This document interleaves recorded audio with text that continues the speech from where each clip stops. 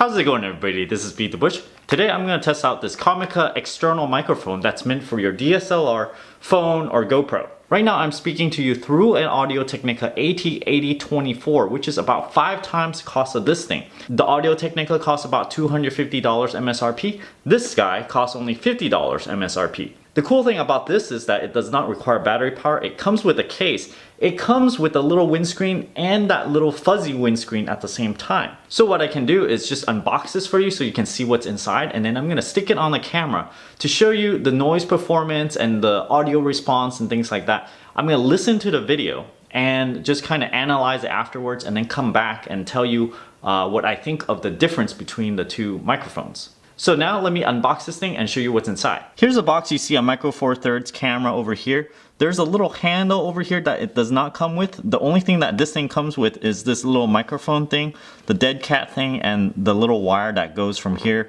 to the phone. Various usage scenarios here, and I'm not too sure how this microphone mounts on top of this GoPro case because normally there's no mounting point on top of the GoPro case.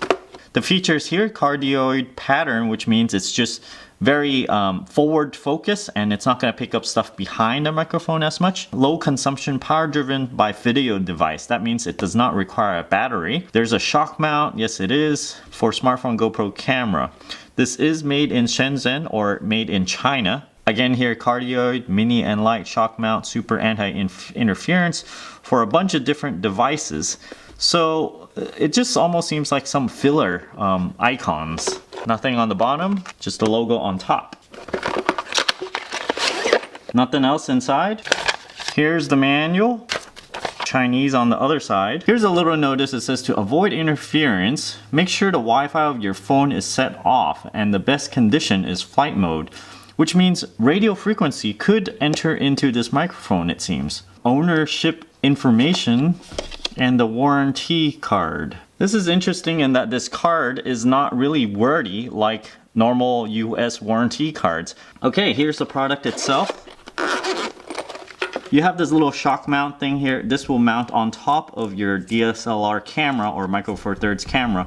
This shock mount is made of plastic, so you see it bends a little bit like this to absorb the shock. So you got the microphone right over here, the windscreen thing over here, the dead cat thing over here, and it comes with a few of these cables. One of them here has 3 conductors and the other one has 3 conductors. This probably goes into the mic. This side goes into the phone input jack. So naturally I want to take this apart a little bit because it does screw open, and if you can see all the way down to the barrel over there, there's nothing all the way up to here. This is all empty. The microphone cable is soldered onto this little jack over here.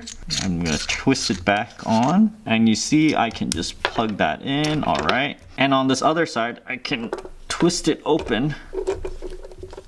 This thing has a metal screen over here. This thing is your microphone element, and this is all it contains right here. The left and right here is soldered together, and there's some surface mount components soldered onto the microphone. This is a mono microphone after all, because this is a single element over here. There are little vent holes so that whatever diaphragm that's over here gets vibrated, and it can essentially vibrate easily with these vent holes. The body of this thing sure looks cool, but to me it does not seem to have any real utility other than holding it, so that is a little far forward. Let me put this back on, and this thing attaches onto the shock mount just like this. I assume it's this way, so their logo would show up like this. So I can connect the cable.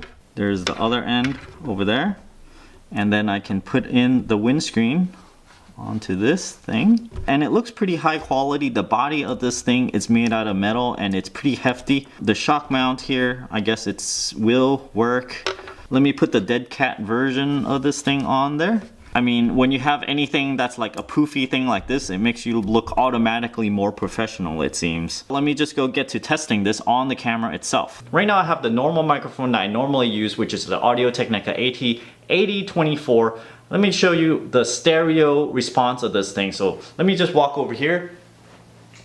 I'm talking from the left side of the camera. And then let me just walk over here. I'm talking from the right side of the camera. Hello, hello. left side camera, right side camera.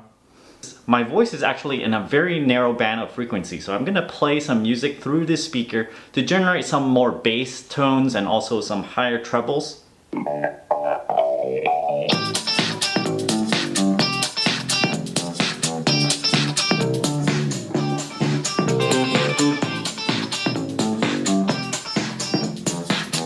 Okay, now I'm gonna switch to the other microphone and then you can hear the difference. Right now I have the Comica microphone on, so I'm gonna test the stereo. We already know it's a mono microphone, but I'm gonna do this anyway. I'm gonna play some music and also wave it around again.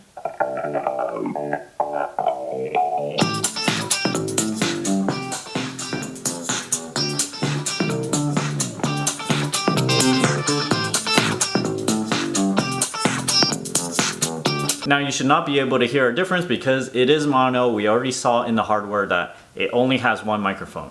Now if I speak very softly over here, you should hear the camera try to boost the gain up, therefore raising the noise floor off everything.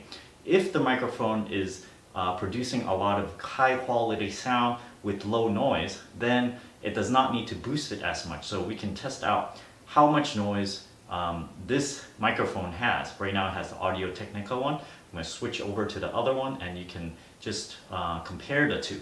Now this is the Comica microphone. I'm lowering my voice a little bit, just kind of like at the same level as before.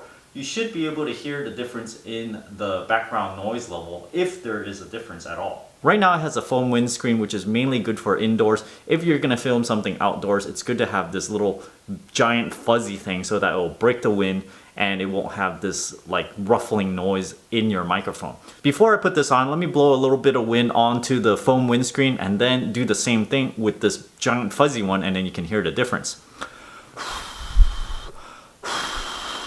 Okay, let me put the giant fuzzy one on. Hopefully from that test it's pretty obvious that having one of these things, it's vital when you want to record audio outside. Now I have not listened to what this mic sounds like beforehand. I'm gonna go edit the video first and then come back and then give you my thoughts after I do the post-processing and just kind of hear what it really sounds like from the recorded video and the audio, and then I'll come back and speak more about what I think about the two different ones. Again, the Comica one is about 1/5 the cost of the one I'm comparing it to, so most likely it's not going to be as good, but if it's 80% as good or 90% as good, then you're getting really good value for your money. So let me go look at the footage now and then I'll come back. I just looked through all the footage and listened to it with a very good pair of headphones, and I realized that when I was blowing on this microphone here, it didn't really matter between this foam and this dead cat thing, mainly probably because I didn't blow it hard enough. The one right now I'm using is stereo, this one is not stereo. I realized when I was doing the noise test is that the difference between the two is not very much, and it's likely limited by the audio input of my camera rather than the microphone itself. So noise-wise, I do not think there's a difference between the two microphones. This thing does have an advantage in that it does not require a battery compared to the one that I'm using right now.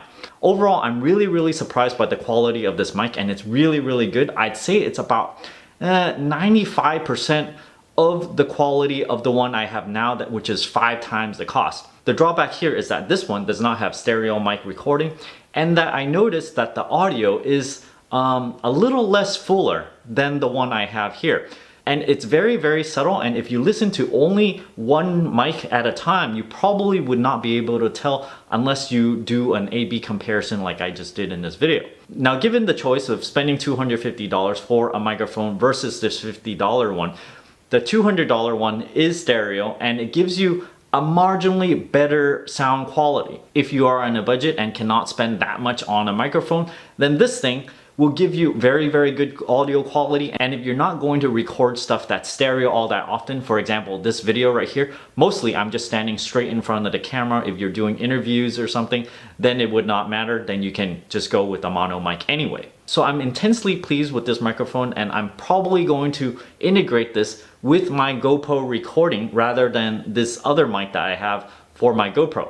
To attach it to a GoPro, of course, you need a cold shoe attachment case for your GoPro. It does not normally come with the cold shoe on top of a GoPro, so you have to get another accessory in order to use this with a GoPro. So thanks for watching this review. I hope this was very helpful in helping you decide which microphone to pick, and especially if there's a no-name brand or a name brand that you don't recognize all that much. I know these videos would be helpful. Don't forget to give me a like on this video, comment down below. Let me know if this video helps you decide which mic to get. If you're interested in supporting this channel, don't forget to check out my Audible link down in the video description below. I also have a Patreon over here, and don't forget to subscribe. Thanks for watching.